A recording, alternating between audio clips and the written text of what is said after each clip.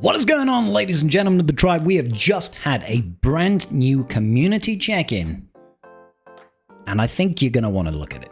Our good friend CG Meathead has taken over to the EA forums and has given us a community check-in. Hello, Holotable Heroes, he said. The team is currently in deep development of our next major update, and we wanted to give you a preview of what we are working on. As we get closer to release, we will have more to share. What's in the work? A closed playtest is in the game right now. We are thrilled to announce that we'll be working with a select group of players in a closed playtest to get feedback on a major upcoming feature. While they won't be able to stream or record video, many assets are still placeholders and they do not want this getting out. They will be able to openly discuss what they are testing, share their thoughts with you, and talk about the feedback that they're giving to CG, the team. The feature that they're going to be testing revolves around power differentials and Relic amplifier levels. We are initially referring to this as the Relic Delta, but this is a working title and will not be a name in the system upon release. Alright, so I guess the announcement is I am working as part of this closed playtest with CG alongside a number of other people. Not a big group, guys, but they have invited some of us, and I can confirm that I will be working on this. So I want you guys to work with me. I'm allowed to talk to you about what is coming, about this Relic Delta project. And the reason we're working on this is because we want to try and make it as beneficial as it can be to the player base. That requires us to do some testing on this playtest, and it requires us to give good feedback to CG so that the outcomes are good and solid. So bear with us. I'm going to try and give you as much information as I possibly can about this, and I need you guys to come back to me with good, positive, critical feedback, okay? Constructive. Let's not all just jump and grab the fire and pitchforks, okay? So can you join the closed playtest? As of right now, we are keeping it to an already selected small group. But if we get to a point where we open up to more people, we will be sure to make folks aware of those opportunities. What is Relic Delta? In short, it will be a non-linear way for relics to scale based on matchup, i.e., how does a Relic 5 team match up against a Relic 9 team? The team is aware that this system can affect current playstyles, which is why it's important for us that it lands in the best spot possible. We don't have information to provide at this time, as things can be actively adjusted from the feedback provided by those in this closed playtest. See you on the holotables. All right. So with that said, what can I tell you about this closed playtest? Had a number of discussions with CG alongside other people about this. Essentially, what this revolves around is they want to introduce a system that rewards people for investing in Relic levels and respects the Relic level investment that you have done, okay? So, as it stands right now, what they are proposing is that there will be the bigger a gap that exists between teams. Say you've got a full Relic 9 team, and you are taking it up against a Relic 5 team, for example. Because you have got more Relic levels on your team, you are going to be getting a flat increase, essentially a percentile increase to the amount of damage that you deal to that team based on the difference in your Relic levels. If that Relic level difference is smaller, then it's going to be less. Conversely, the same thing happens if you have got lower Relic levels and you are trying to punch up against a high Relic team. So, for example, you take in a Relic 5 team against a Relic 9 team, that is going to have a negative impact on how much damage you can deal and how much damage you can take. All I've seen so far, based on this closed playtest, is that it's only affecting damage dealt and damage received. It's not impacting things such as thermal detonators, exposes, that sort of thing, okay? Something that is based on the damage you deal to yourself, technically, because that's how, like, an expose is actually you hurting yourself. It's not the enemy hurting you. So it looks at your own Relic level. It's the same Relic level as yourself, obviously. So no sort of increase in damage. There are differences in stuff like Malak's Life Drain, though, or Malgus's second special, which does damage based on his max health. Those will still get amplified, and the damage of those will still increase or decrease if there is a Relic differential. And this is a big kettle of fish, guys. This is huge, because this will affect a lot of matchups, some positively and some negatively. Bear in mind, this is not just for PvP. This applies to PvE as well. So things like Conquest, for example. If you've got more relic levels, you're going to have an easier time. Less relic levels than the opponent, you're going to have a harder time. So striking that balance is going to be very, very important.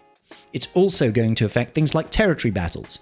Phase 1 of Rise of the Empire TB, those characters count as Relic 5 characters on the enemy team, okay? So they align to the Relic level requirement for entry. So if you're going in with Relic 9 teams versus Relic 5 teams, you're going to deal a lot more damage and speed up those combat missions. Obviously, in the first tier, you'll never be at a disadvantage in Conquest, in TB, because you always have to have at least the same relic level as the opponent. So if you are overinvested, you are always going to find a benefit until it gets to the R9 tiers, in which case it will be flat, no differences there. Okay, it should also impact the raids, and the raids work the same way. They have got tiers of difficulty, and I think that it opens itself up to opportunities where if you have got characters with higher levels of relic investment, but maybe you don't have a full team, you're going to benefit from having more relic levels on those teams to help give you an easier time with raids, or even potentially push up with teams that normally can't push up. So there are some plus sides and there are some arguable downsides. Now, to get into the meat and bones of it, of what I can say is what I can tell you right now, based on testing things such as an R5 team against an R9 team, you are not going to deal any sort of damage. I'm talking, if you've got an R5 team and you're trying to hit an R9 team, you're going to be doing damage in like a couple of hundred. It's basically going to neuter any of that sort of punch-up ability. And to be clear, when I talk about an R9 team, I'm talking about if everybody is R9. The damage that is dealt is essentially a percentile modifier, kind of like, you know how the GL unique ability says, we take 30% less damage because we're Galactic Legends. It's like that. It is applied at the end, so you're normally going to do 100,000 points of damage, but instead you're an R5 character going up against an R9 character, you'll do 5,000 damage. Or something like that, you know? But it will be calculated independently for every character. So if one character on the team is R5 and you're R5, no damage differential, no incoming damage differential. If one of them is R9, there will be a different calculation for that. If one's R8, if you're R7, they're for R5, everybody is going to have an independent damage calculation and damage received calculation as well, based on the relic difference between characters. Okay, so we need to try and get to a point where this is as fair as it possibly can be for the player base. What they're trying to do is they're trying to say, hey, look, you've got this GL at Relic 9. Why should someone with Bo-Katan Mandalore at Relic 5 be able to clear through your Lord Vader team when it's all Relic 9? Conversely, it also looks at, hey, you've got a bunch of high relic requirements on some of your units for TB platoons. Say you're like Gerbil and you've got a bunch of R9 Ewoks, but because their kits are just not that great, they can't compete with modern kits for the most part, even when they're punching up against R5 teams, but it's a Darth Revan team or something, a Malgus team, they just can't deal any damage. That can now change quite significantly. What I don't want this to become is big whales versus the average man trying to punch up, and you're like, oh, this guy's just got so many R8s and R7s and R9s, and I've only got R3s and R5s, and I feel like I can't compete at all anymore. Because realistically speaking, if you're operating on that's sort of the cap, is a 4 relic delta. So at the 4th level, if you've got a 4-level gap, essentially you'll deal, if you've got the benefit, you'll deal like 95% more damage. Conversely, if you're on the lower end, you'll deal like 95% less damage. It's about 25% damage differential for every relic level. I don't know the exact numbers, but the difference is quite stark.